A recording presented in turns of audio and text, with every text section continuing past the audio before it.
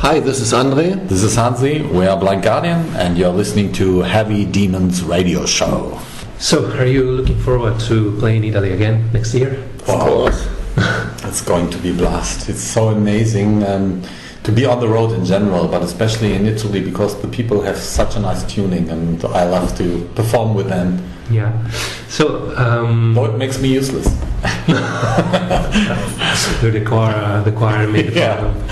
And the lead vocals. Yeah. They take over. So, Beyond the Red Mirror is a huge work.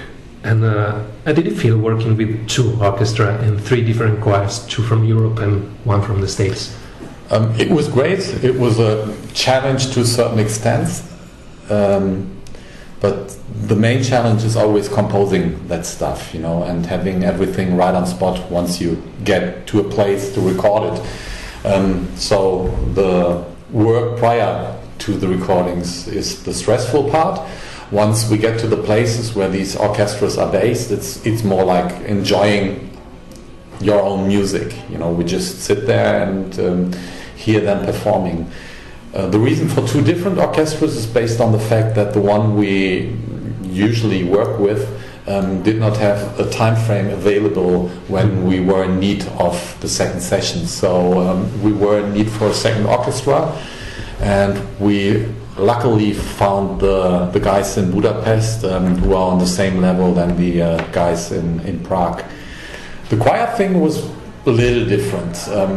We needed to have as many vocalists as possible for the intro part of the Ninth Wave, because the intention was to have something comparable to Camina Burana. And this is an orchestral work sung by 200 people and more. So 40 people, which is the normal number for choir, for classical choir, wouldn't have done the job. And instead of having one choir with 120 or 200 people together, we decided to take three different ones with a slightly different approach as well, and therefore create the size necessary for that part. Yeah. Okay, so do you find any difference talking about your music between the response in the States and in Europe?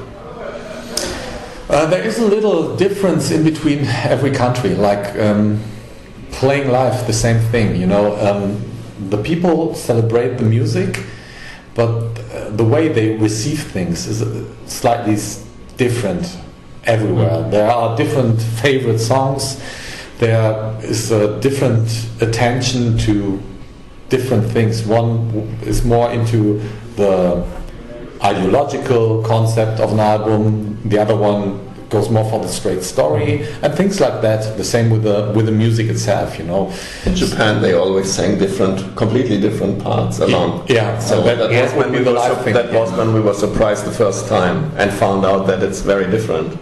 So there is that difference, and this is also the case with questions you get. But we're used to it, and we just take it as it comes. There was one occasion, and I don't want to mention the country now, where Marcus and I went to a promotional tour, and our English is decent, and we usually can improvise really good even if we don't understand the intention of a question. You have a certain experience, so you run into a certain way, and you look, if the expression is okay, you stay that direction, or you switch into another until you find out something about the person. Then okay, this is the way it goes. There was one day, I said, I don't mention the country, Marcus and I did not understand any question the whole day. We felt so helpless and so clueless. It was so annoying, you cannot even imagine. But this was one particular day. And I have no explanation why, because Marcus and I, we're a really good team when it comes to interviews and stuff like this. And usually either one of us gets the idea. Needless to say that we were talking English, and basically you understand the words, but there was such a strange way of treating things. We didn't have any clue. We were lost the whole day. Can you imagine 7 hours into the grave? For every interviewer. Every.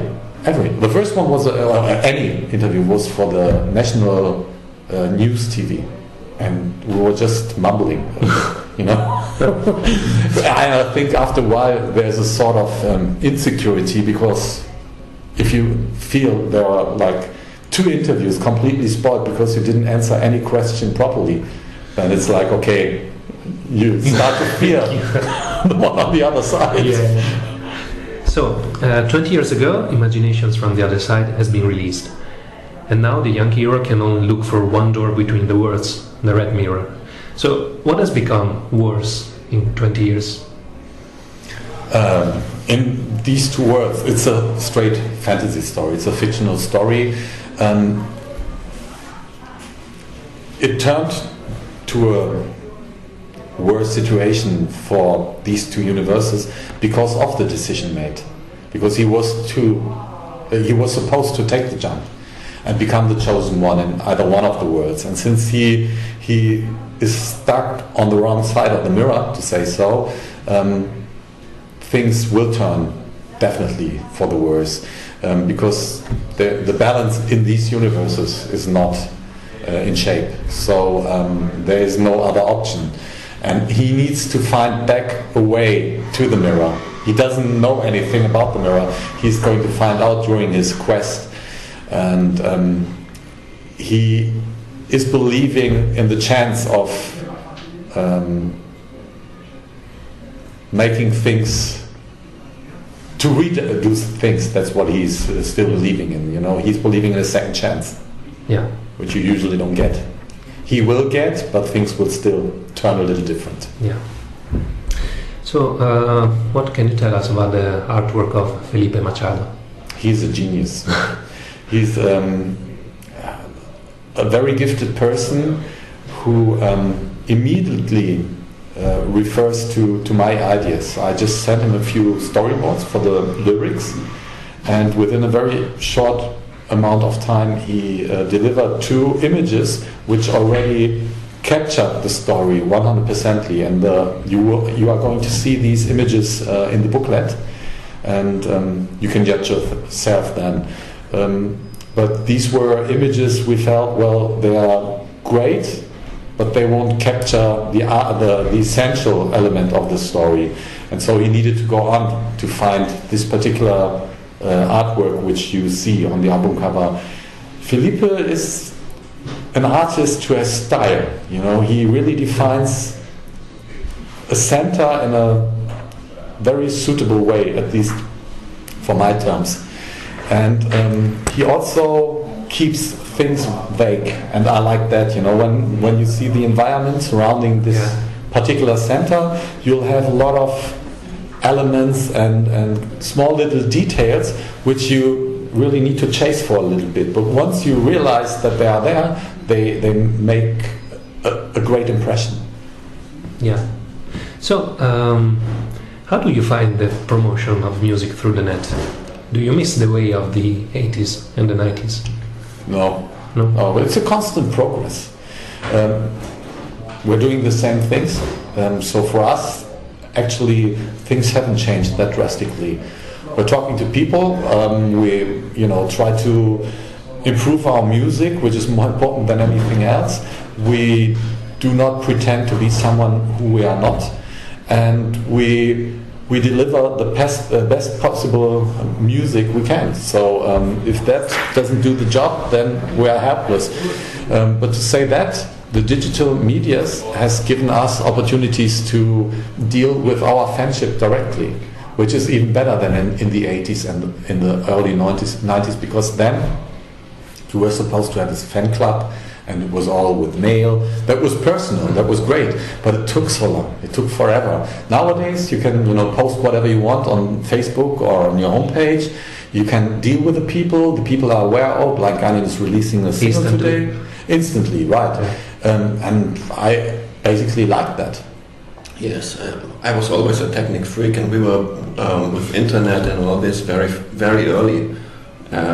So I like this progress anyways. And I don't like to try to stick to the past. We have, as musicians, we have visions to build and create something for the future. So don't want to turn the time back. For me, it's good having progress, and so we accept this and use this like everybody else. Yeah, I also think that people start to adapt.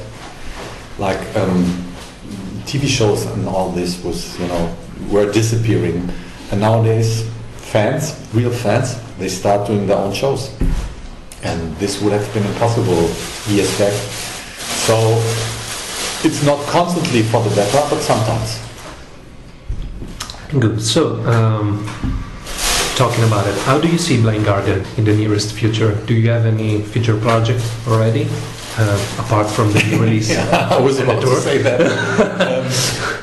We'll be on the road, and for a long time. We try to compromise it or compress it a little bit in comparison to what we've done for At the Edge of Time.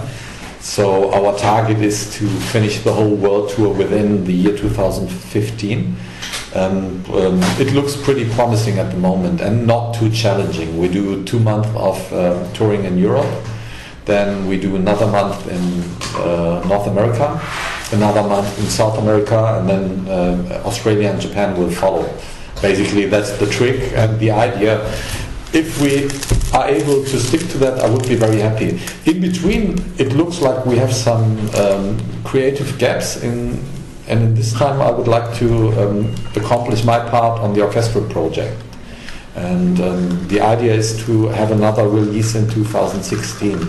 This is a little more demanding because once we are touring, my physical condition is going to be mediocre, to put it that way. And I will have to see how good I get along with the stuff because it's still complicated stuff. Yeah. So what can the audience expect from the forthcoming shows? Some surprises or... I hope so. We prepare the best possible show, that's for sure. And a mirror will play an important role, and the color red will be omnipotent, I would say. I will bring a red guitar home. Don't reveal everything. Red with all the instruments. Our hair will be red. Red hair, yeah. The remaining one.